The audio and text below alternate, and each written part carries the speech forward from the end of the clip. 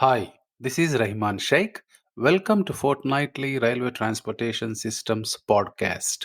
I am the host and railway systems specialist working in this industry for 24 years and counting. This podcast is primarily focused on railway experts who have vast amount of experience and contributed greatly to this amazing industry. This is not a technical seminar but focuses on feel good stories, individual journeys, their success and failures, motivating younger generation to kickstart their career in railways and creating a sense of pride for the railway people who devoted their lives on the most environment friendly public transportation. Our guest for this fortnight is James Dalton, Commercialization Manager at Jamaica. James started his professional career as a mechanical engineer in Bradken, working in the design office of the Railway Equipment Group, and later he worked as a research and development engineer in Westinghouse Brakes, Australia, developing new products and modifying existing products to improve product performance and meet specific customer requirements. James later joined in Cochlear and worked for almost 18 years in various roles like principal engineer, project manager, surgical technology expert, surgical specialist, senior product marketing manager, and product manager. James also works for Australian Railway Historical Society as a general manager. His most recent experience is the management of railway archives, the most comprehensive private archive of the railway related information in Australia. The goal of the archive is to expand the use of these historically important archives to members and commercial clients and to support the objectives of the society. Hi, James. Welcome to Railway Transportation Systems podcast. Thank you for joining and agreeing to spend some time by sharing your insights with us, especially about Australian Railway Historical Society. Hi, Raman. Thank you. It's great to be with you. James, apart from my intro, can you tell us your story, especially highlighting Australian Railway Historical Society? Yeah, I've been interested in railways since a young age, and by the time I'd finished primary school, I wanted to be a railway engineer, and so my goal throughout high school was to complete engineering degree, and I did work experience at Clyde Engineering, which was a company that built locomotives under license from General Motors, and that was an experience. Although it was only 2 weeks, it really confirmed that doing a degree in mechanical engineering was what I wanted to do. So I completed a degree, and during the holidays I worked for Bradken, who were initially in Sydney, and then they moved up to Newcastle. And there I got experience and exposure to the design and development of cast steel components such as bogies and draw gear and those kind of things that they manufactured. So I was there for about a year. I had to move back to Sydney because I got married, and then I worked at Westinghouse Brakes. And I'm very grateful for the experience in working with both of those companies, because it was really the sunset for that era of railway supply in Australia, where things were manufactured under license, but there was still design done. It was still done on a drawing board. It was the end of more than a century of railway industry in Australia. Beautiful. And how about Australian Railway Historical Society? Yeah, well, so after that time, I spent some time in the medical device industry, and then that was really while my family grew up, and then I decided that I wanted to go back. I had an opportunity to get involved with the society that I knew of quite a while, and but I had an opportunity to get involved. I started to volunteer. I had a position on the board, and then I took a role temporarily at the time, but it lasted for a few years, managing the archives there, and then more recently I became the general manager. So I'm involved there quite heavily now, and that's been the case for the last 5 years. Great. We're going to discuss a lot about Australian Railway Historical Society in New South Wales. Well, I think you're based in Redfern, correct? That's right. Yes, that's true. So just a quick question. What's the difference between the Australian Railway Historical Society and the other railway things like Hotham Railway, Memories of WAGR Railways, Castlederr Miniature Railway? How different are you you from these societies? Yeah, that's a good question.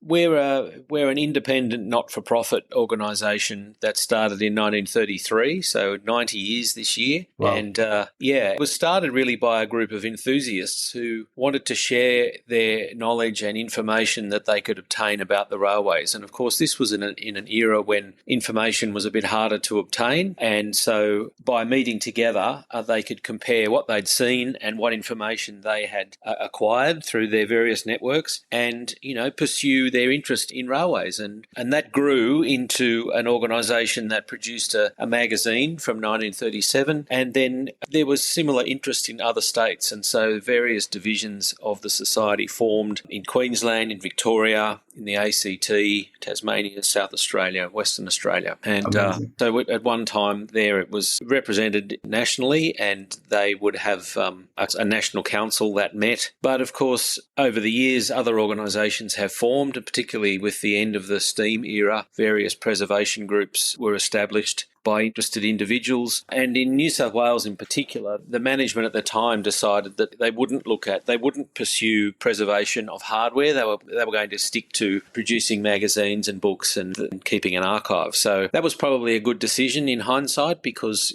maintaining locomotives, particularly old locomotives, and complying with regulation these days is a very expensive process. And so it's quite difficult to stay active in that field, particularly with a volunteer workforce. And now the society in New South Wales has sort of partly gone full circle, because some of those other divisions have become quite small and a couple of them have disappeared. And so New South Wales is going along quite well, and we're trying to sort of build up again a more of a national profile rather than just a state profile, which reflects the fact that railways in Australia now are much more of a national enterprise than state by state, as they were up until about 2000. But what we've been able to do really is a very large archive of over 1 million photographs, 60,000 drawings, thousands of timetables, documents, a whole lot of information mostly on the government railway systems as they existed. But of course, we continue to collect and acquire material to record operations and so forth that are happening now. So what happens now, of course, will be history tomorrow. So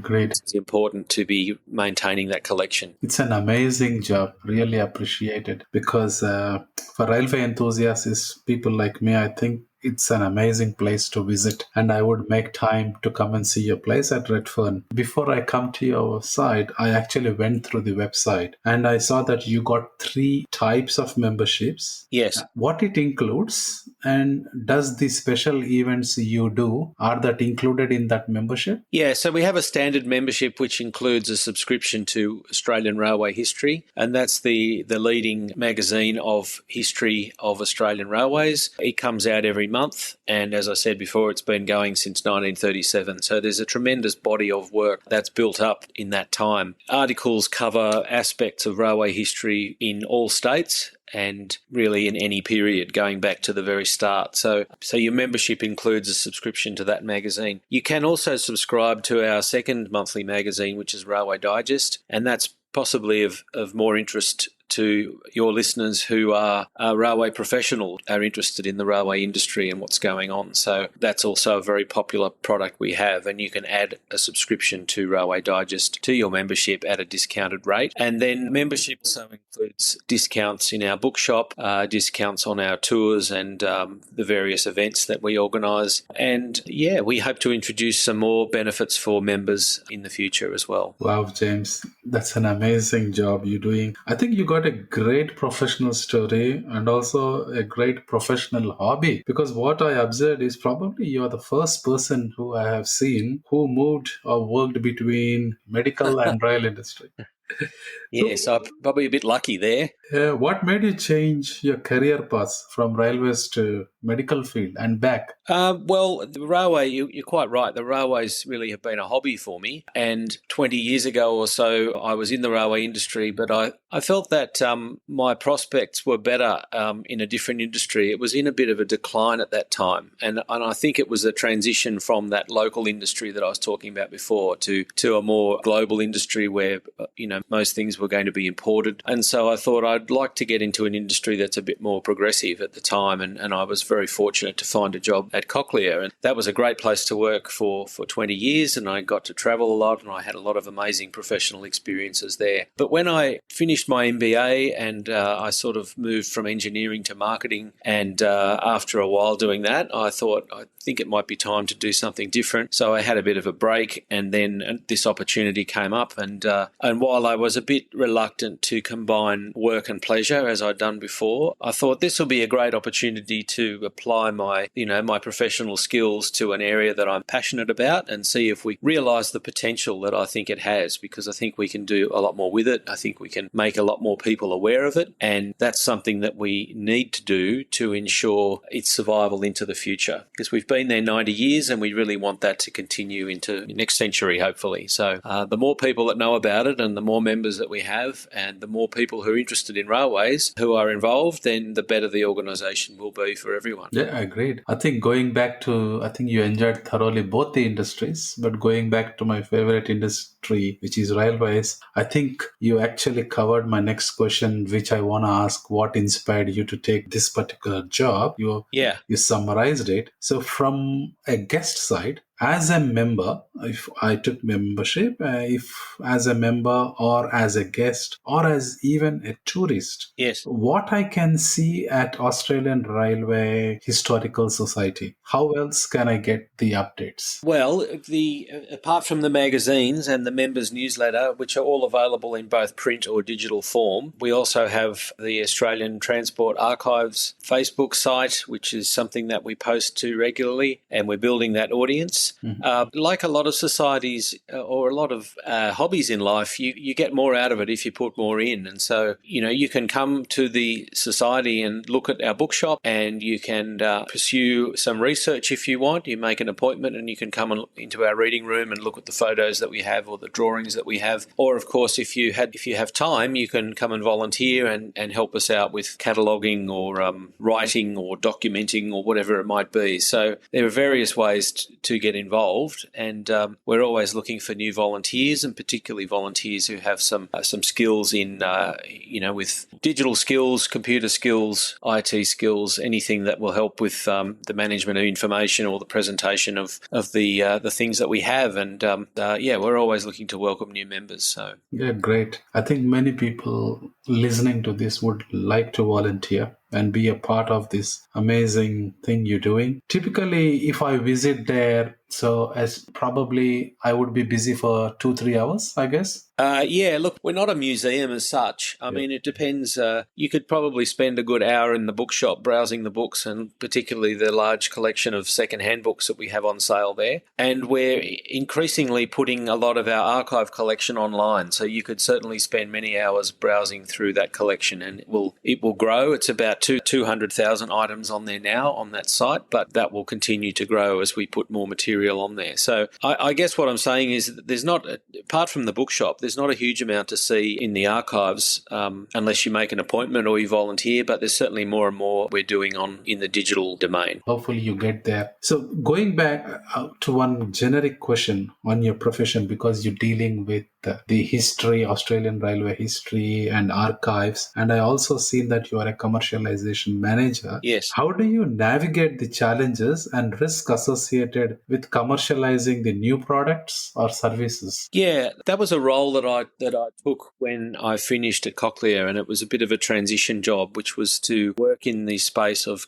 commercialisation of ideas, particularly in the university space, but I guess also anyone who invents something and then wants to commercialise it. And there is a lot more to that process than people think. I think they think once they've come up with the idea and perhaps made a prototype, then the next stop is $1 million in the bank. They're going to sell a lot of those and be very successful. But a lot of the hard work is actually after you've got the idea, because then you have to figure out how you're going to sell it, who you're going to sell it to, which channel it's going to be sold in and how it's going to be distributed, and all those sorts of considerations that many people don't think about too much. And this is often the case with engineers such as myself who think that, the fun part of the job is the creating and the designing and the bringing the idea into the real world. But as I said, there's a lot of work then to actually make money from it. And so my that job was around helping people work out a commercialization pathway. So trying to understand their customer, understanding why their customer might choose their product over what solution they're currently using or what the competitor is offering. And it's really important for the customer, the inventor, whoever it might be, to understand how they're going to navigate that landscape. Wow, customer at the center of the heart. What I listen to you is you are either giving a good service to your customer or giving a good service to the society in the form of Australian Railway Historical Society. Great job. Thank you. James, as a general manager at ARHS, which is Australian Railway Historical Society, how would you describe your typical day, please? Yeah, it's usually busy. I start in the morning talking to my staff about what's happening, what happened the previous day, what's happening in the current day, and if there's any issues that need urgent attention. Also, keeping them up to date with what I'm doing and what might be a hot issue for the day. And then, of course, there's the usual checking out the emails that I need to work on. But I try and set aside some time for the higher level things because really my job is to make sure that we're thinking about not just what's urgent, but what's important. And so part of that is building the capability of the society, attracting more members and ensuring that we're, the bills are paid and the revenue is coming in. So as well as ensuring that our members are satisfied with what we're doing for them. So they're probably the main things. But in a typical day, yes, I'd be working on tasks around planning upcoming events or planning. I write all the material for the newsletter. I have a couple of very good editors who look after the magazines for me, so I don't have to get too involved with those. But I do have to make sure that everything is running smoothly and we're thinking about not just 2 weeks, 2 months, but maybe 2 years ahead as well. Wow, genius. How about... Don't know about that.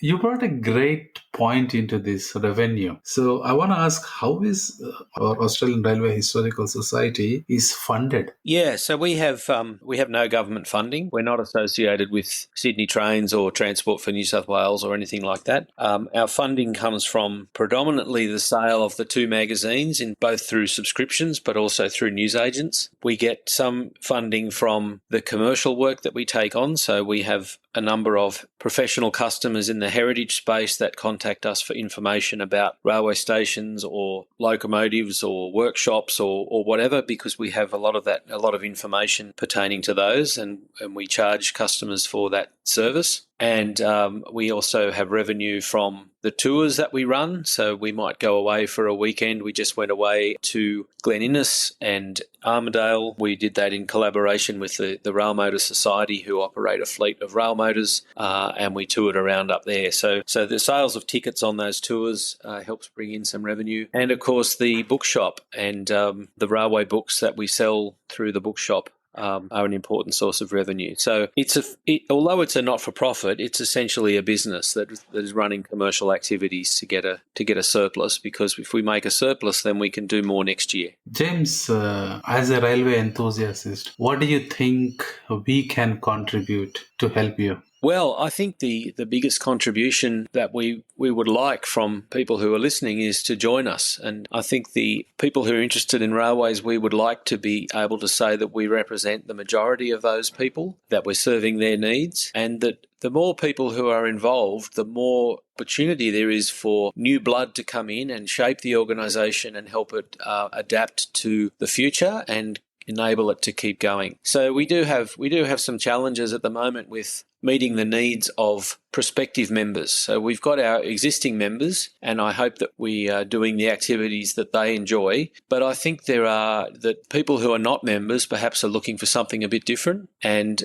it is in the age of social media and getting information in real time on your phone. The landscape has changed a lot in the last 20 years. And so we have to really be, working hard to make sure we're providing something of great interest to that group of people and bringing them in to the organisation. So I would say just get involved. That would be my appeal. to people. Yeah, I think people who hear this probably would join. But I think because as the time changes, we are going more towards digitalization. Yeah. I think the point you brought is also great, that you need to change from the normal print to digitalization, Yes. usage of social media so that it can go beyond Sydney, and it can spread all the way Australia and probably worldwide. So Yes. how do you think the Australian Historical Society use the technology and bring the digital transformation play in shaping the future of this society? And how do you stay ahead of these emerging trends? Yeah, look, I think that's a good question. I think the society has been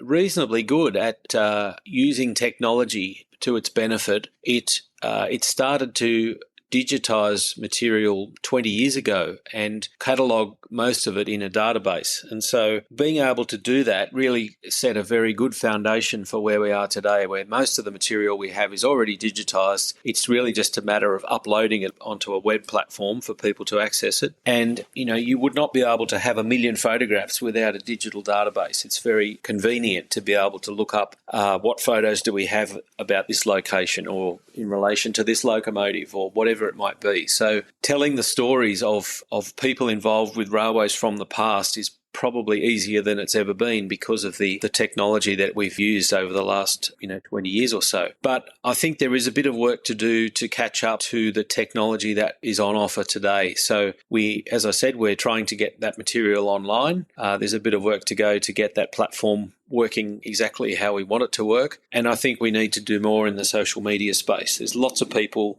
posting beautiful historical photos and information, and it's material that we already have. And, we should be more active in that space. And then I think we can go beyond that, because with the advent of AI, there is simple things like colorizing historic photographs. We could do more of that. Producing short form videos on railway subjects, that we could do more of that. On our tours, we should be accessing this information using QR codes on tablets and those sorts of things. And that might not appeal to all of our old members, but I think it's something that younger people in particular have come to expect. And so we need to be making that transition so that we're giving them what they expect when they're interacting with anything, whether it's a historical society or a professional, a company or the modern railway. So that's certainly an area that we want to do more in, but we need more volunteers who are capable of working in that space, I think. Yeah, beautiful. Is there any special message you want to give to our listeners? Well, I think firstly I'd say that, if you're a professional engineer or professional working in the contemporary railway field, don't dismiss history. I think history can teach us a lot. History is the trail of footprints that we leave behind from the present, and so people can learn about what's been done before, what's been tried before, what people in their situation prior to them have achieved, and how they've managed to do it. So there's a lot of learning that can come from history. It doesn't have to be dry and irrelevant. I think there is a lot that we can learn from it. So some of what we have is a really great testament to the skills and abilities of people who built our railways. And it's perhaps hard for some people to imagine that only 50, 60 years ago, the railway was more or less self-sufficient. They made everything from pencils to locomotives and a whole lot of things in between. They built their own bridges and erected them. And while, sort of moved away from that model, there's certainly no doubt that the skills were here, and we had wonderful artisans and tradespeople who were able to do that, to achieve those sorts of things. So the study of that I find really fascinating. I think some of those skills have been lost, and there are various reasons for that, but it's really, really interesting to go back and look at them and see some of the stories of these people. But my message is, don't dismiss it and get involved. And, I think we can continue to make something of this tremendous resource. And, we need your skills to come and help us achieve that. Beautiful. On this stage, I would say that I would definitely volunteer myself, and I would recommend our listeners also to join your society, Australian Historical Society. And James, I should say that this is one of a very special episode of mine, As you said, most of my episodes are very contemporary, but this one is really special. Talking about something, a unique subject, talking about something we have to speak quite often. And I should say that you and your team are doing an amazing job. Congratulations on that, and keep it doing. And hopefully, I'll see you one day. Well, thank you, Raman. I have to say that I was attracted to your podcast because we're also trying to interview some people from past who are still with us and have a great story to tell on their railway experiences. So you're doing a wonderful thing in interviewing people who have contemporary railway experience, because that will be important to keep in the historical record. So thank you for doing what you're doing, and I'm sure we'll have some more opportunity for collaboration in future. Sure. Thank you, James. Thank you, Raman. I believe everyone listening to this podcast has got something to take away from today's discussion.